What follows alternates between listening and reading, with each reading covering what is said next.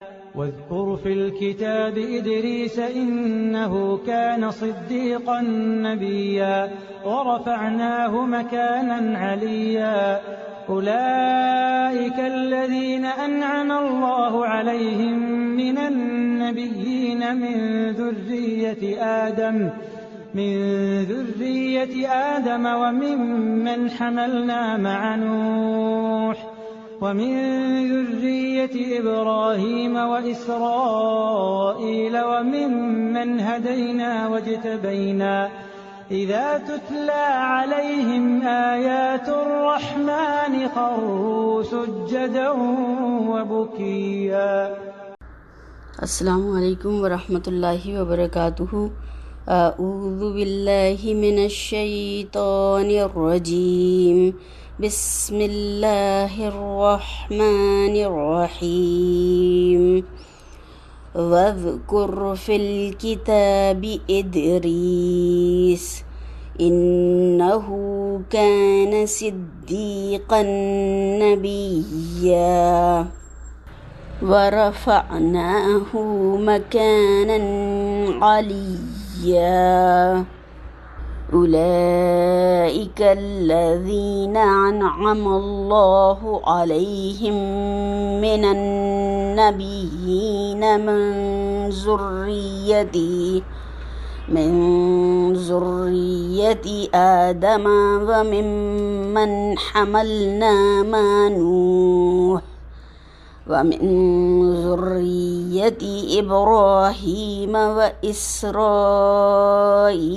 وممن هدينا واجتبينا إذا تتلى عليهم آيات الرحمن خروا سجدا وبكيا. شروع کرتی ہوں اللہ کے نام سے جو بڑا مہربان اور انتہائی رحم فرمانے والا ہے.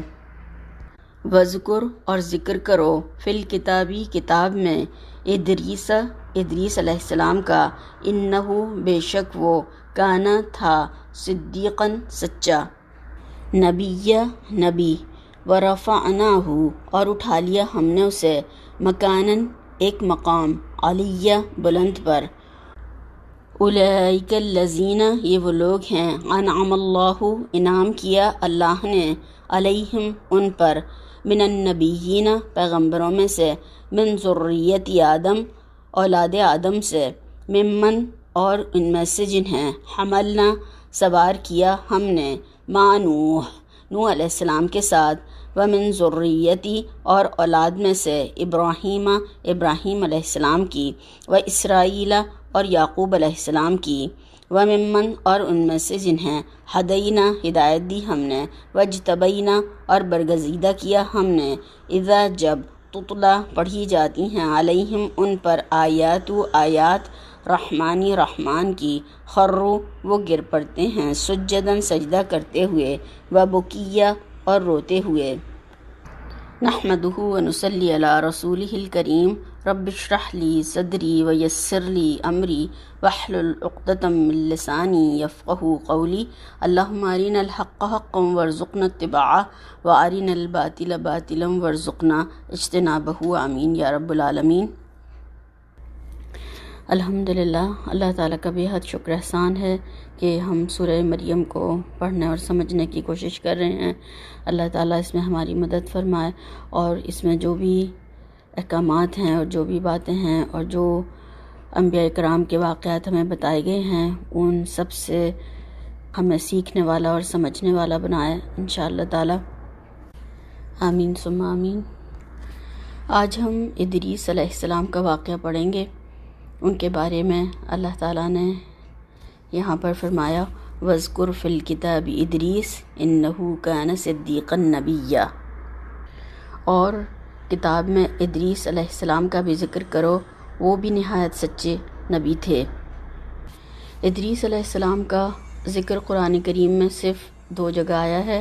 ایک تو اسی آیت میں سورہ مریم کی، اور دوسرا حضرت ادریس علیہ السلام کا ذکر سورہ انبیاء میں آیا ہے.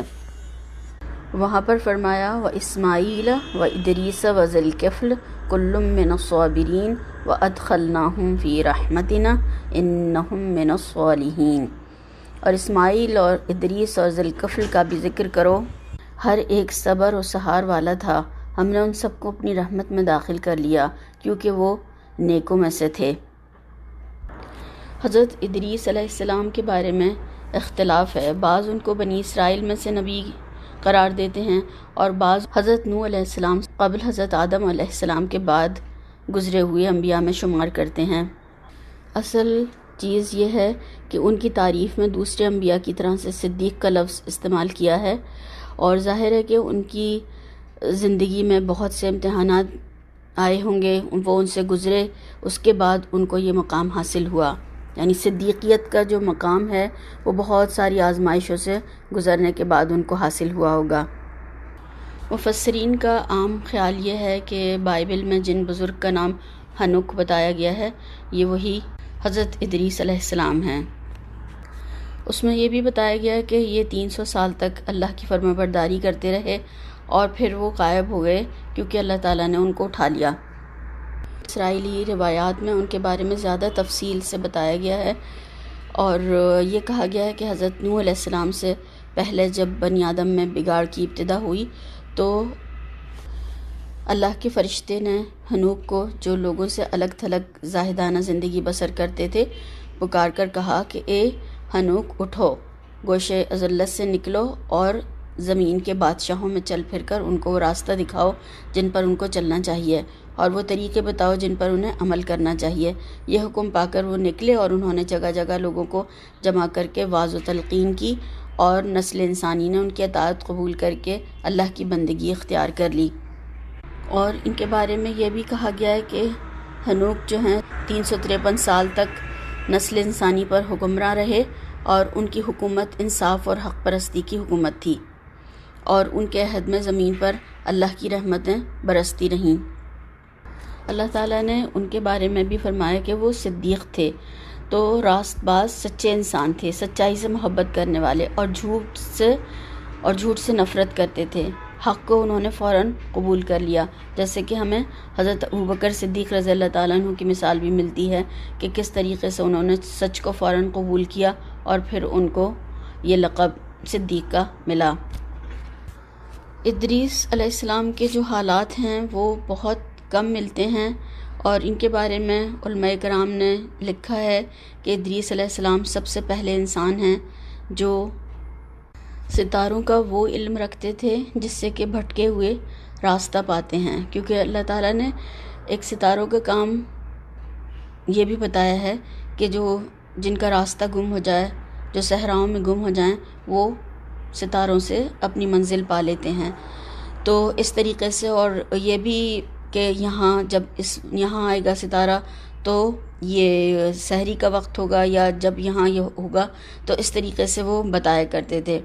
اور بس اسی حد تک تھا یہ علم، یہ والا علم نہیں تھا کہ جو آج علم نجوم ہے اور جو اس کی پیروی کرتے ہیں لوگ، کہ یہ میرا ہفتہ کیسا گزرے گا، یا فلاں کا ستارہ کیا ہے یا کون سا ہے، یہ سب نہیں تھا، یہ سب غلط باتیں ہیں، اور ان چیزوں میں پڑھنے والے اور ان ساری چیزوں کو کرنے والے جو ہیں وہ پھر مسلمان نہیں رہتے ہیں، کیونکہ نجومیوں کے پاس جانے سے پھر ایمان خطرے میں پڑ جاتا ہے۔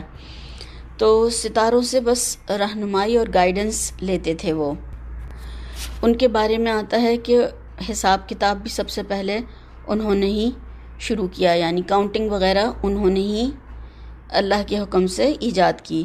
پھر ان کے بارے میں یہ بھی آتا ہے کہ قلم کا سب سے پہلے استعمال انہوں نے کیا، قلم سے سب سے پہلے لکھ کر دکھایا انہوں نے۔ اور کپڑے سینے کے بارے میں آتا ہے کہ انہوں نے ہی کپڑے سینے کی شروعات کی، ابتدا کی، ورنہ جانوروں کی کھال یا چادر وغیرہ لوگ اوڑھ لیتے تھے۔ انہوں نے اس کو کاٹا کپڑے کو، اور کاٹ کر پھر پراپر طریقے سے جیسے کہ کپڑے سیے جاتے ہیں، بنائے جاتے ہیں، اس طریقے سے انہوں نے سی کر دکھایا اور طریقہ بتایا۔ یہ انہی کا ایجاد کردہ ہے۔ اور ناپ تول کے بارے میں بھی آتا ہے کہ اس کے آلات بھی انہوں نے ہی، یعنی جو اسکیل ہیں وہ انہوں نے ایجاد کیے۔ اور یہ بھی آتا ہے کہ اسلحہ اور انہوں نے ہی ایجاد کیا اور اس کو استعمال کرنے کا طریقہ بھی بتایا۔ اور کہا یہ بھی جاتا ہے کہ ان پر 30 صحیفے نازل ہوئے، اور تبلیغ دین کے لیے واعظ و خطاب کرنے والے، واعظ و نصیحت کرنے والے ہی کہا جاتا ہے کہ یہ پہلے شخص ہیں، اسی لیے نام سے بھی مناسبت ہے، درس و تدریس کرنے والے۔ پھر فرمایا وَرَفَعْنَاهُ مَكَانًا عَلِيًّا، اور ہم نے ان کو اونچی جگہ اٹھا لیا تھا۔ ان کے بارے میں یہ بھی آتا ہے کہ یہ ان کی خواہش تھی کہ میری روح زمین پر نہ قبض کی جائے بلکہ آسمان پر قبض کی جائے، تو فرشتے نے ان کو اوپر لے جا کر ان کی روح نکالی۔ بلند مقام کے یہاں پر 2 معنی کیے گئے ہیں۔ ایک پہلا یہ ہے کہ علم اور معرفت اور شریعت کا علم ان کو دیا گیا تھا، یعنی رب کی وحدانیت کا، اور دوسرا معنی یہ کیا گیا ہے کہ ان کو آسمان پر اٹھا لیا، زمین پر ان کی قبر نہیں ہے، اور وہ ایک انسان ہی تھے۔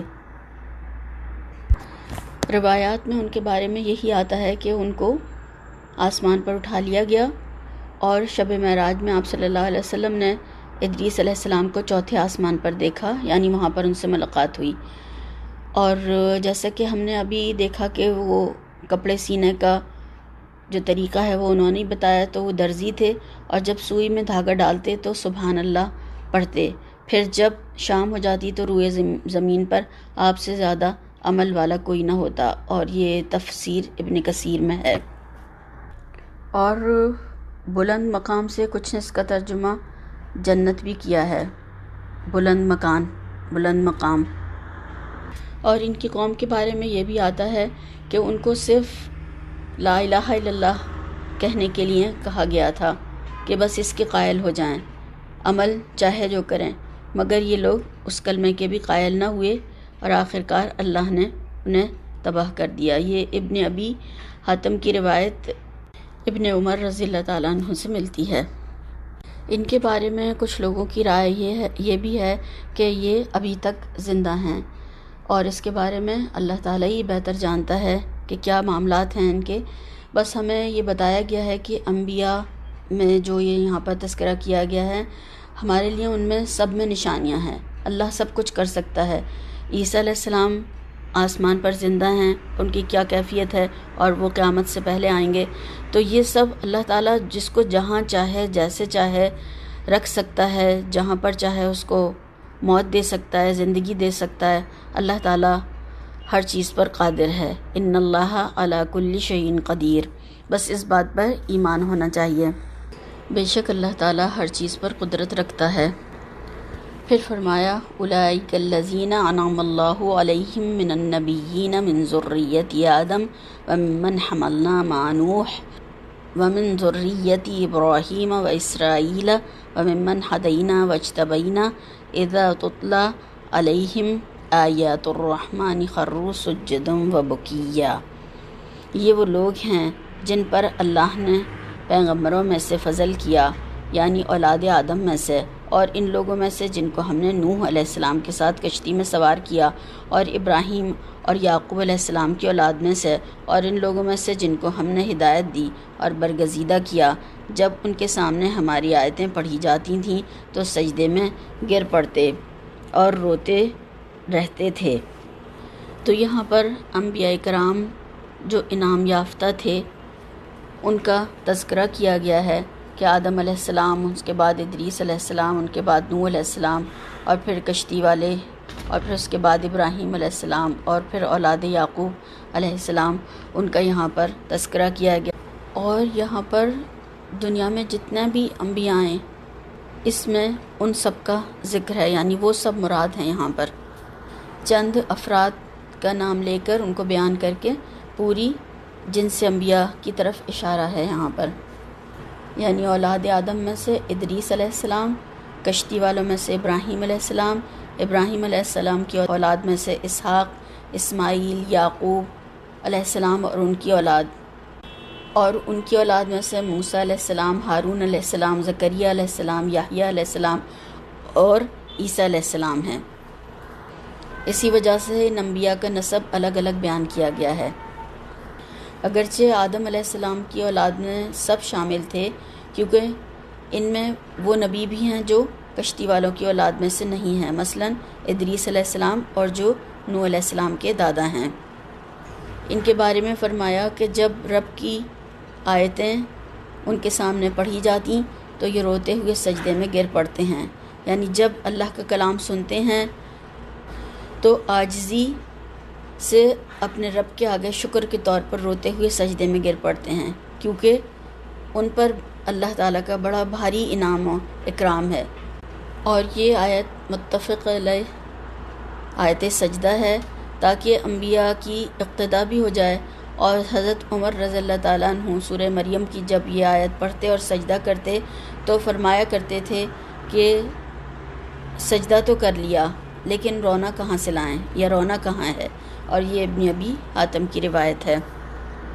ان سب کی جو خوبی بتائی گئی تھی کہ یہ اللہ کی آیات سن کر روتے ہوئے سجدے میں گر جاتے تھے، تو یہ اللہ کے چنے ہوئے بندے ہونے کی نشانی ہے، ہدایت یافتہ ہونے کی علامت ہے۔ قرآن پڑھ کر یا سن کر انسان کا دل اگر نہیں پگھلا اور وہ عام بات ہی کی طرح سنے تو پھر اسے اپنے دل کا جائزہ لینا چاہیے کہ وہاں ضرور کچھ گڑبڑ ہے، مزید پھر اصلاح کی ضرورت ہے۔ اور ہم یہ دیکھتے ہیں کہ سجدہ جو ہے عاجزی کی نشانی ہے اور تکبر کی نفی کرتا ہے۔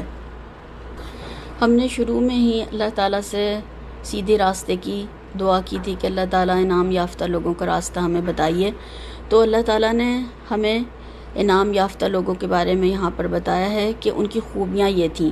تم بھی اپنے اندر یہ خوبیاں پیدا کرنے کی کوشش کرو، سچائی کی صفت اختیار کرو، قول و فعل میں تضاد نہیں ہونا چاہیے، پھر گھر والوں میں بھی اچھی بات کا حکم دو، پھر اللہ تعالیٰ کو تھامنا اور اسی کی طرف ہر حال میں رجوع کرنا، اور اللہ کے معاملے میں کسی دوسرے کو نگاہ میں نہ رکھنا، خواہ وہ پھر ماں باپ کا ہی حکم کیوں نہ ہو، وہ شوہر کا ہی حکم کیوں نہ ہو، اگر اللہ تعالیٰ کا حکم آ گیا تو پھر اس کے بعد میں کسی اور کا حکم نہیں مانا جائے گا۔ تو سجدہ شکر بھی کرنا ہے کہ اللہ تعالیٰ نے ہمیں بہترین ساخت پر پیدا فرمایا، انسان بنایا، مسلمان بنایا، اور اس کی عظمت اور جلال کے اعتراف میں بھی سجدہ کیا جائے، سجدے میں گرا جائے، اور آخری درجہ ہوتا ہے یہ پھر اعتراف کا۔ اور وہ جنت اور جہنم کے ذکر پر بھی روتے تھے۔ ہم تو پڑھتے چلے جاتے ہیں، کبھی رونا ہی نہیں آتا ہے، تو یہ کتنی فکر کی بات ہے کہ ان کی جو صفت ہمیں بتائی گئی ہے وہ بھی پھر ہمیں اپنے اندر پیدا کرنے کی ضرورت ہے۔ اللہ تعالیٰ ہمیں اس کی بہترین توفیق عطا فرمائے اور بہترین عمل کرنے والوں میں شامل فرمائے۔ سجدہ تلاوت کی جو دعا ہے وہ دیکھ لیتے ہیں۔